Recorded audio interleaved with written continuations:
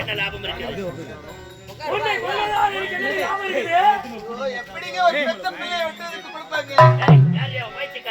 இந்த பிள்ளை போனா போகட்டும், இன்னொரு பிள்ளை ஆனால்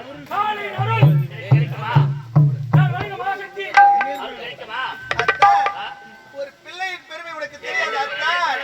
அத்தான் 10 மாதோ சுமந்திருந்து பழையவாய் இழுத்திருந்து வளர்த்தாய் வித்தகனாய் கல்வி பெற வைத்தாய்.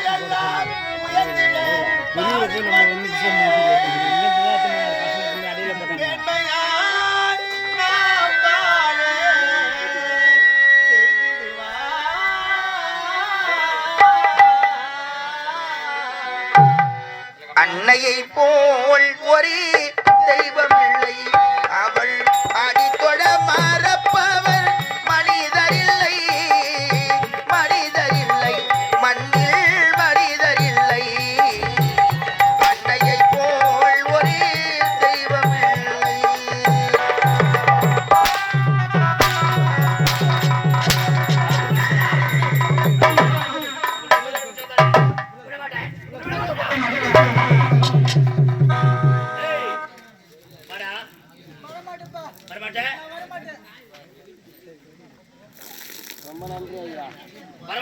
தம்பிக்காண்ட தூக்கா நீ வரச்சா உன்னை எப்படி வர வைக்கிறேன்னு தெரியுடா. என்னங்க லபலவான 4 பேர் தான் கத்துங்க. ஏய் நீ உன்னை எப்படி வர வைக்கிறேன்னு தெரியும். உன் தாய் உயிரோடு தானே நீ அங்க நிப்ப.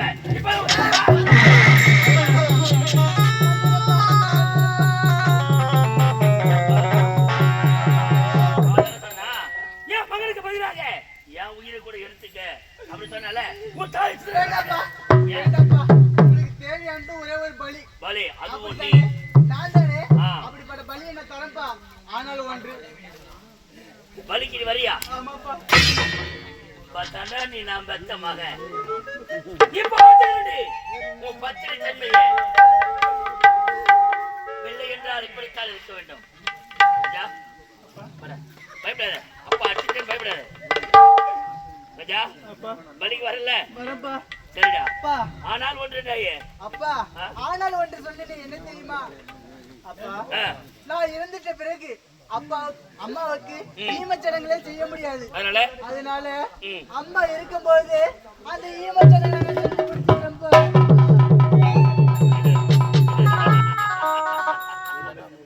பிள்ளை என்றால் உன்னைத்தாடா சொல்ல வேண்டும். நான் பிறந்தது உங்கள் இருவருக்கும் ஒரு மகன். நீங்கள் என்னை வெட்டி பலி கொடுத்து விட்டால் ஒரு வேளையில் தாயால் இறந்துவிட்டால் தாய்க்கு தலைமகன் தகப்பனுக்கு கடைசி மகன் என்று சொல்லுவார்கள். எனக்கு இருப்பது ஒரு மகன். ஆகையால் இந்த தாய்க்காக தாய் இறந்த பிறகு யார் ஈமை கைவதை கடனை செய்வார்கள், யார் கொள்ளையிடுவார்கள் என்று கேட்டு அதற்கான வழி தெரிந்தாய் பார்த்தாயா. உன்னை நான் வெகுவாக பாராட்டுகிறேன். சரி, உன்னுடைய எண்ணம் உன் தாய்க்கு செய்ய வேண்டியது கடைசியாக போடுகின்ற கொல்லி. ஒரு தாயாக இருந்தாலும் சரி, பிள்ளையாக இருந்தாலும் சரி, மகனாக இருந்தாலும் சரி, அப்பனாக இருந்தாலும் சரி, தன்னுடைய கடமை அது. மற்ற கடமை தீர்க்கிறாய் என்று உரைக்கிறாய். நீ தாண்டா என்னுடைய மகன். சரி, உன்னுடைய விருப்ப பிரகாரமே ஆகட்டும். ஏற்பாடு நான் செய்றேன்.